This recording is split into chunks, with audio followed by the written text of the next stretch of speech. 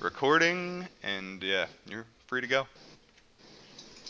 Hello, Jeremy Eldritch here, and I am with Thomas Fiddler. We are going to do a little interview about a paranormal experience. I don't know if you saw the Facebook post a little while ago. We were fielding some different people trying to see what we could find out, and here we are. Thomas, can you hear me? Yeah, I can. Hey. Great. How are you tonight? Doing fine. A little tired, but, you know. I hear you. So, I'm not going to summarize. I'm just going to let you tell the whole story. Why don't you just start from the top? Well, my uncle, my late uncle, he drove for a livery service, drove limousines and hearses for a company here in the late 80s to mid 90s. And that took him to often remote parts of Kentucky for burials, you know, and the like. And he was coming home from funeral in Bardstown at the time. This is, I think, in 1989 at some point, I think in the fall, if I'm remembering right. And one thing I'll note about him first before I go on is that he was, you know, an old-fashioned country boy. He didn't go around making stuff up, and but he never made any claims as to what I'm going to tell you. He didn't make any claims as to whether it was a Bigfoot or whether it was this or that.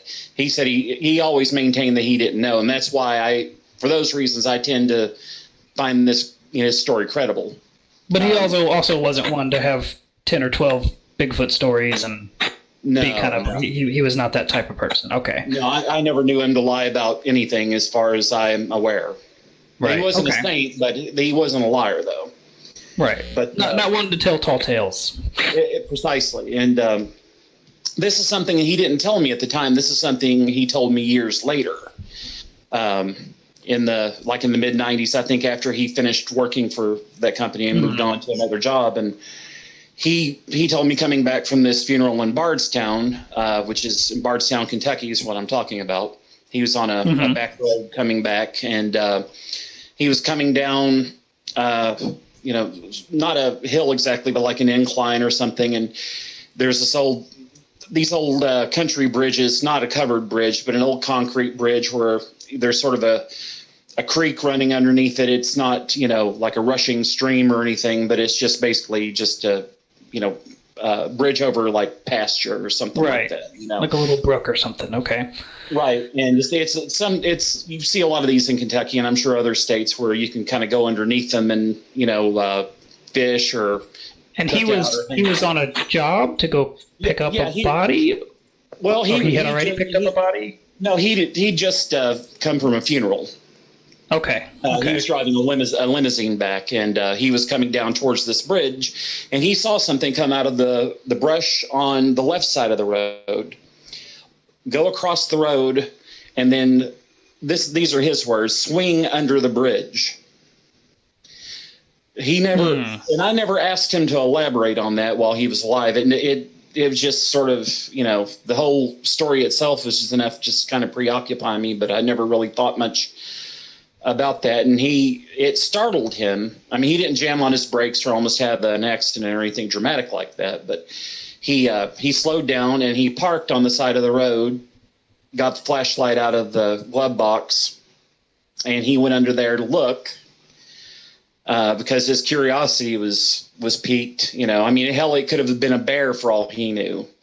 And he looked under there and he saw nothing. So he said, I don't know what it was I saw. You know, it could have been a bear, it could have been my imagination, but he was convinced enough that he saw something that, you know, that he told me this. And like I said, he's not, you know, like, as you put it, someone to tell tall tales. Right. And that is something that you know, really stuck with me because of that. You know, he was familiar with the area, so if it was a familiar animal or something he'd seen before, he would know. Right, and I think if it was a bear that he saw go underneath there, I don't think he would have gotten out. Oh, he would have seen it. He would have seen it when he was over there. And you said it was swinging underneath the bridge, like hanging onto the underside of the bridge and swinging. You think?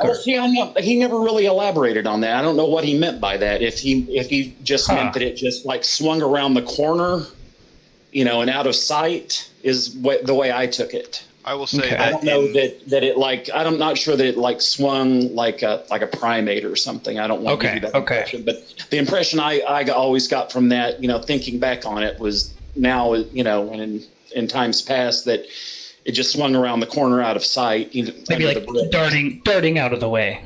Right, that sort of thing. And many Bigfoot encounters include propulsion centered from the upper body, the arms used to like pull themselves faster. That's in many Bigfoot accounts. Mm-hmm. Did he allude at all to the size of what it was? Did he say how big it was? He never really said exactly how big, but it was big enough to where he didn't mistake whatever it was for a man. Okay, so smaller than a man, or bigger than a man. Bigger. Oh, That's gosh, why he okay. that's why he thought. He said it could have been a bear. He never said the word Bigfoot or Sasquatch or anything like that. I mean, he was, I don't know if he really believed that and he just didn't want to admit it, or if he was just, but he never used those words. And I was the one who said, so was it a Bigfoot? And he said, I don't know what it was. Yeah, that's one thing I've noticed about, especially, he was from Kentucky, right? Yes. Yeah, lots of those like good old Southern boys don't really like to admit stuff like that, but yeah. Yeah, and that very well could have been the case, and and that wasn't the only sort of paranormal experience that he was party to, which is what's funny. That's what I would call it. He never called it anything like that, because he was a straight shooter, traditionally religious, just salt of the earth kind of guy. He just never. He never really, like you said, told tall tales, or right. He wasn't a bullshitter, Exactly. So that's what was so odd about that. Well, what's bizarre is definitely seeing something and then okay, let me stop and go investigate in broad daylight, and then there's nothing there. That's weird. Nothing. That's what really surprised him. I think if it had been something more prosaic, like a bear or a deer, or he would have seen it running off or something. Right, and it would have registered. It would have been like people. Like if you see a silhouette of something, like, oh well, that was probably a dog or a cat or something like that. But it wasn't, as far as he ever told me. And again, drawing details out of him was like molasses. Just tedious. I mean, yeah, he would never really elaborate, and I regret not, pressing him more for details as years went on. And I just kind of, chalked it up to, because to just being something that happened, and, it was unexplained, and, there was no real, Right. evidence either way. So, but like I said, it's always stuck out to me because of his integrity. Sure, for it to be something that weirded him out. Yeah, I mean, that's and to tell me unsolicited, it just came up in the course of us, because I would go visit him, and we would just talk, about movies and books and TV and and just general stuff, and the conversation turned to that, and it just was just sort of out of left field. Yeah, and did you know? I mean, did you know him and see him at the time that it happened? Yeah, I saw him on a regular basis, but I mean, I don't recall. Of course, I was only 13 or 14 at the time this occurred. But if he would have brought it up when it first happened, you would have definitely remembered. Oh, definitely. But he never said anything, as far as I know, to anybody else. And I think maybe he only told me because I have a long-standing interest in the occult and the paranormal, and I think maybe he felt like I was a safe person to tell it to. Yeah, it might have been kind of reluctant otherwise, it sounds like. Yeah, because I think if he'd have told any of my other uncles or his parents who were alive at the time, I think they would have just probably laughed, to be honest. And but for him to, while we were shooting the bull, Yeah. just out of the blue to relate something like that. And because of his integrity, that's what makes me think he saw something. I don't know what that was, but Sure, and those are the stories that always stand out extra to me, because it's like, it's not just somebody who's known for making crazy stories who has anything to gain from bullshitting. So it's like, okay, well then you have no reason to make this up. That's when you just think, something to this. Yeah, and also this is well before the modern internet age. I mean, he wasn't doing it for likes or for retweets or he had everything to lose as far as I think his integrity, his probity, because of if you told something like that in the milieu that we lived in at the time, not just technologically but socially here, I think people in his peer group, his friends, and like I said, family members probably would have just laughed at him and probably thought he was full of it, But as far as I know, I'm the only one he ever told, and I related it to my mother a while back, and she has sort of the same read on it because she grew up with him. That it was her brother, and she just, she's like, well, if he said that, then he must have seen something, because again, he didn't make that kind of thing up. So, but like I say, I don't make any claims on his behalf or anything like this, because I'm getting this secondhand, of course. So. Sure. Well, I've done a little research just real quick, and it looks like there are a lot of Bigfoot sightings in Kentucky. I found one website that's listing over 400.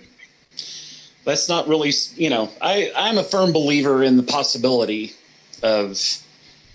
And I'm from Missouri originally, and we have our own Sasquatch creature that is known to Missouri. So I mean, I'm sure other states have similar. Do you know maybe what county that was in?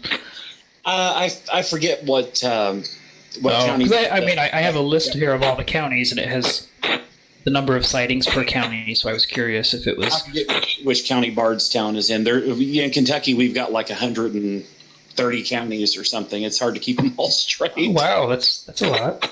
There's a lot of them, and it's difficult to keep them all in. Looks like, okay, I just looked it up. It looks like it's Nelson County. That sounds right. And I'm showing there are five Bigfoot reports from Nelson County.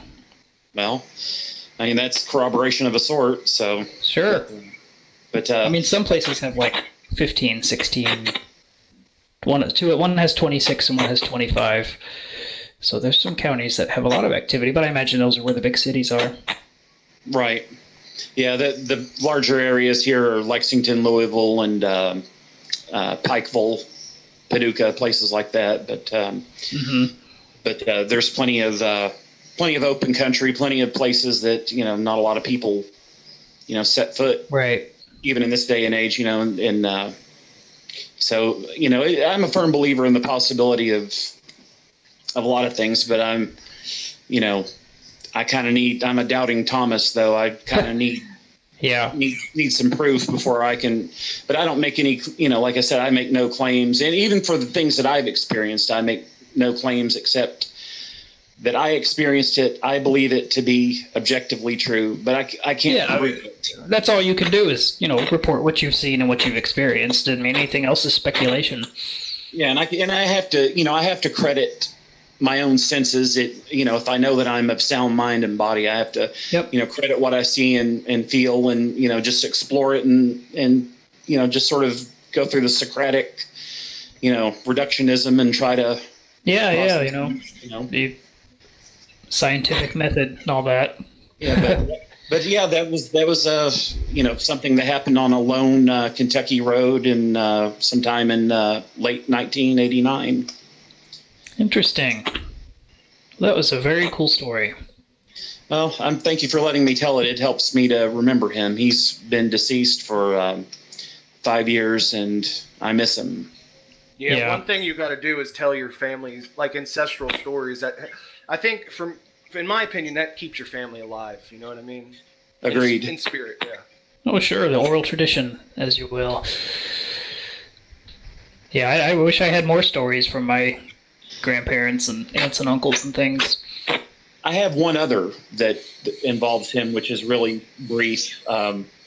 He managed a couple of filling stations during his life, and he was managing this one that's long gone now. It's part of the Save More chain, which was absorbed by Super America, et cetera. But there was this fellow who came in, a strange guy, and my uncle had a coworker. I forget his name. I think it might have been Denver was his name, and he had these unsightly warts on both of his hands, and he didn't have money, to go have them professionally removed. And this fellow that came in there a lot, he heard him, I guess, complaining about those warts, and he said to him, "Well, how about I take those warts with me when I leave?"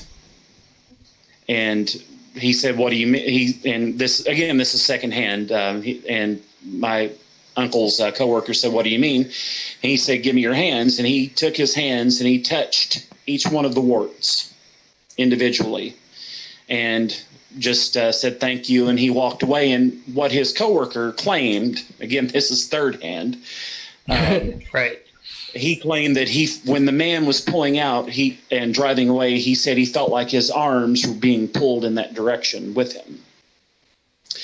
And the funny thing was, within 5 days, all those warts disappeared.